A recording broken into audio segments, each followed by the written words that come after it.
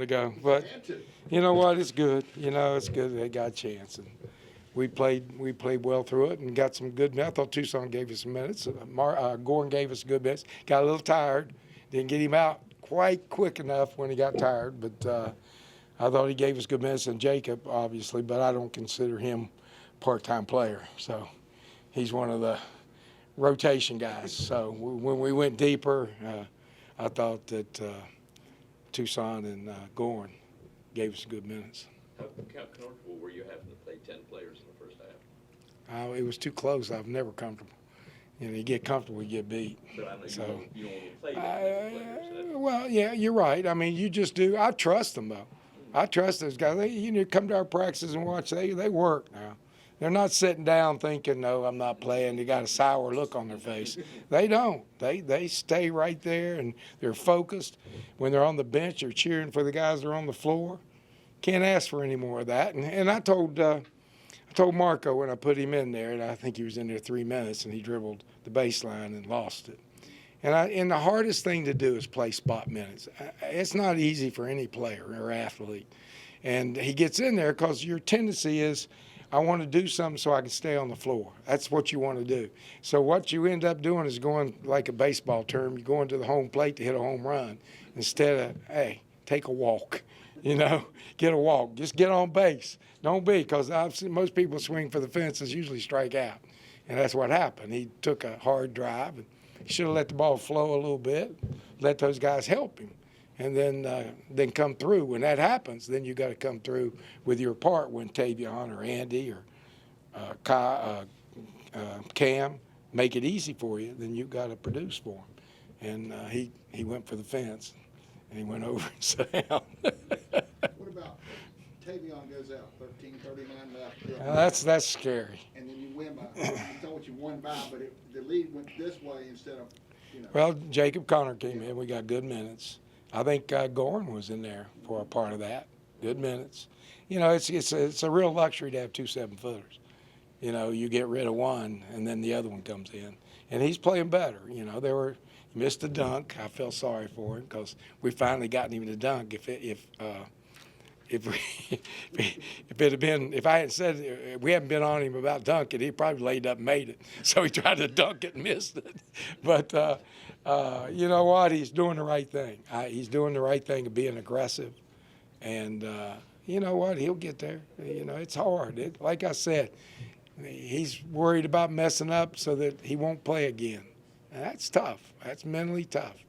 But if he keeps going, he's working in practice, he'll be a good backup for Micah. Micah's playing extremely well, and we're obviously a lot better was in there. When he rolled out and hit Obina with that lob off catch and pass, 7-1 guys don't do that too often now.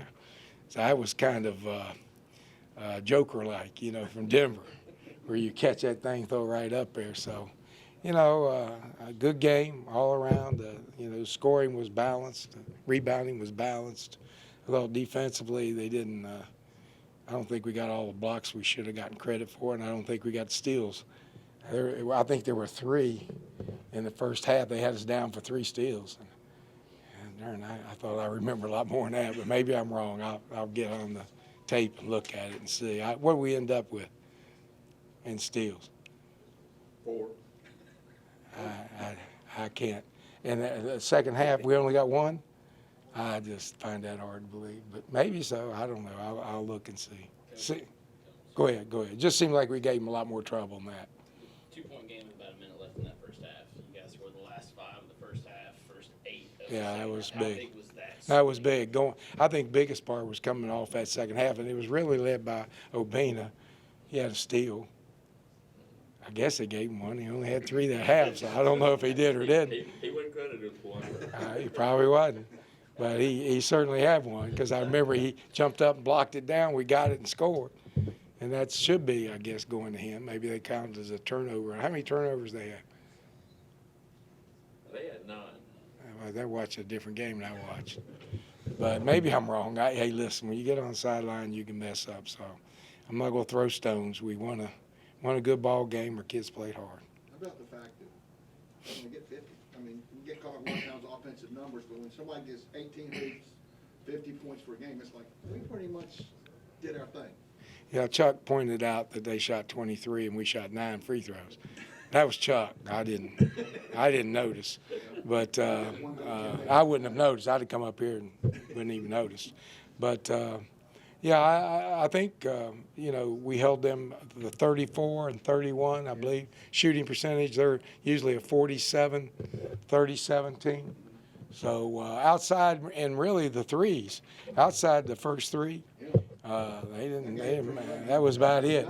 And I'll tell you one thing: when the intensity picks up and the speed picks up, guys that make threes at one speed don't make them at that next speed, and it makes a big difference. You think it looks wide open; it's the same thing, but the game has been going so fast, they don't settle in like they would if it was slower. They'd make those threes. To win the first conference game in this atmosphere, what do you? Well, I don't. It was a great atmosphere. I love our fans. That's why I came back. Our fan base and the people are passionate about basketball here, so I never undersell them. They're fun to be. It was fun when I was here playing in front of them.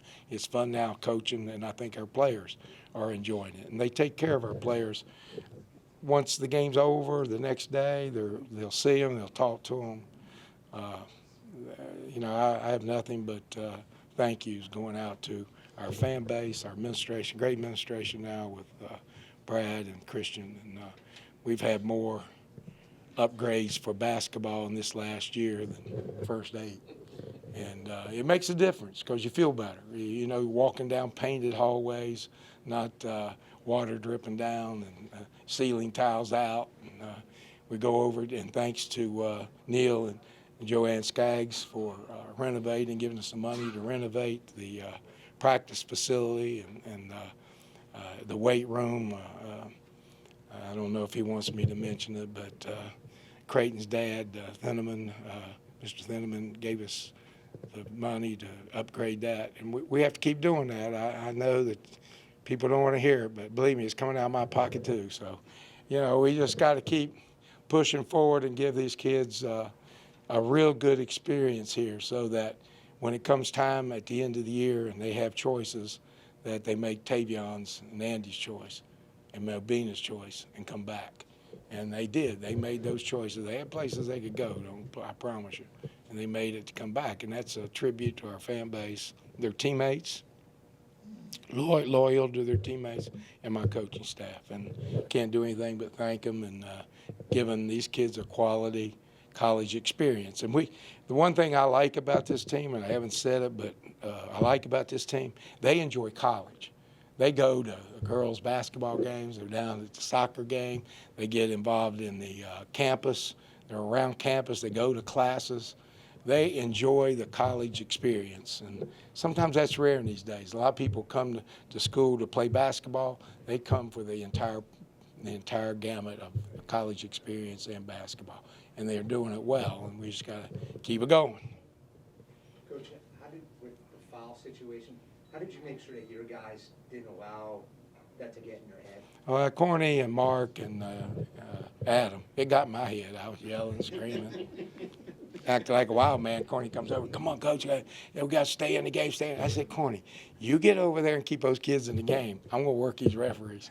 So, I'll give them credit. They get over there and keep them focused, make sure that they understand that we're playing.